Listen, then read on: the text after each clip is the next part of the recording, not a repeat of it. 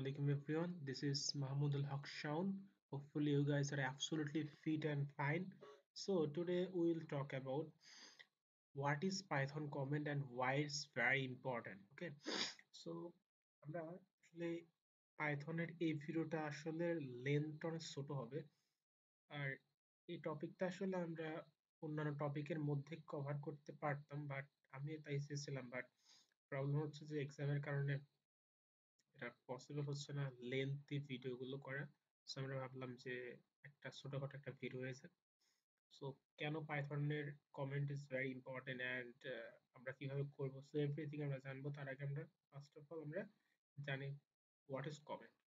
So Python comment are simple sentence that we use to make the code easier to understand. They explain your way to think and describe every step that you take to solve a coding problem. আচ্ছা এইগুলো বাদ দিয়ে আমরা আমরা নিজের ভাষা যদি বলি আসলে কমেন্টটা আসলে হচ্ছে আপনি কি কোড করছেন ওইটার একটা ডেসক্রিপশন দেওয়া যেন অন্যরা বুঝতে পারে।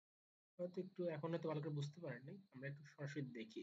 ওকে, সো আমি একটা কাজ করছিলাম, এটা হচ্ছে ক্যাগুলে এন্ড কোডটা একটু দেখি। Wait a second. সো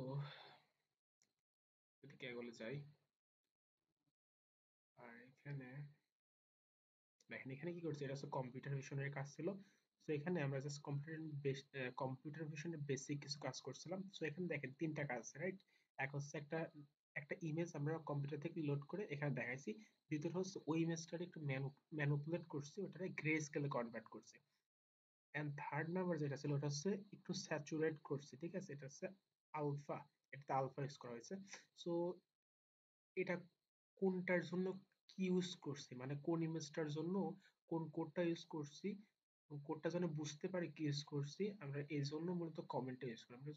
আমরা যদি একটু দেখি আসলে দেখেন এখানে এখানে আমি কি করছি সেটা আমি বলছি যে লোড কালার ইমেজ। এখানে দেখেন কালার ইমেজ লোড করছি, এখানে আমরা গ্রে কালারের ইমেজ লোড করছি, যে লিখছি লোড গ্রে ইমেজ। এখানে কি করছি, load image with alpha channel, ঠিক আছে? দেখেন এখানে আমি কিছু ডিসক্রিপশনে লিখছি যে image read if we want to show image with the help of OpenCV first of all we need to read the image. আমরা যদি কোনো ইমেজকে আমরা যদি দেখতে চাই প্রথমে আমাদের ওই ইমেজটাকে রিড করতে হয় ওপেনসিভির মাধ্যমে। আমরা হয়তো এই জিনিসগুলো বুঝতে পারবো না বাট আমি জাস্ট এখানে যে লিখছি।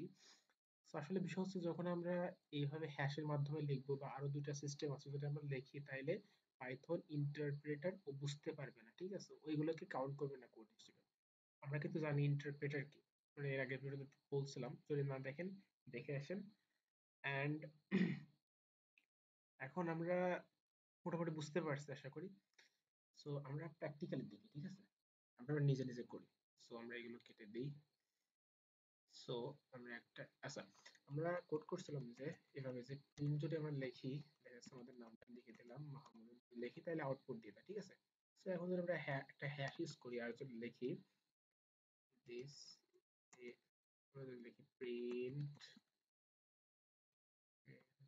মাহমুদ, ওকে। তো দেখেন কিছুই আসে না, আউটপুট।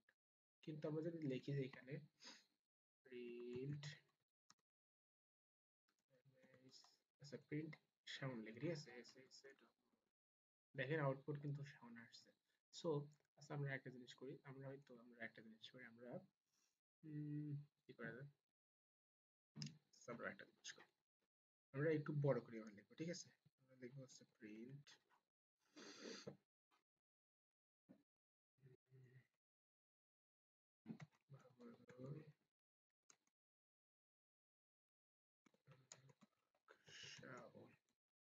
ঠিক আছে।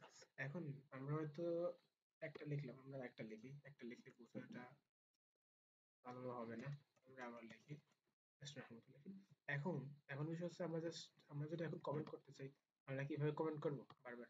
নো, আমরা একভাবে করতে পারি, সেটা হচ্ছে এভাবে কমেন্ট অবশ্যই হবে বাট এটা হচ্ছে একটু লেন্থি হয়ে যায়, টাইম কম টাইম কমপ্লেক্সিটি এটা বাড়িয়ে দিতে পারে। সো আমরা এটা সহজে করতে পারি, সেটা হচ্ছে আমরা সিঙ্গেল তিনটা কোটেশনের মধ্যে লিখতে পারি। যদি আমরা কোনো কিছু লিখি যে is comment, comment প্রিন্ট করি প্রিন্ট দেখছেন শুধু এটা আসছে বাট এটা যে কমেন্ট করছে এটা আসে নাই ঠিক আছে আমরা আরেকভাবে করতে পারি সেটা হচ্ছে ডাবল কোটেশন এর মধ্যে লিখে দিই প্রিন্ট করি প্রিন্ট আমি জাস্ট লিখে দেবো যে this is also comment ঠিক আছে আর আমরা যদি এর বাইরে যদি লিখি এর বাইরে যদি আমরা প্রিন্ট করি apple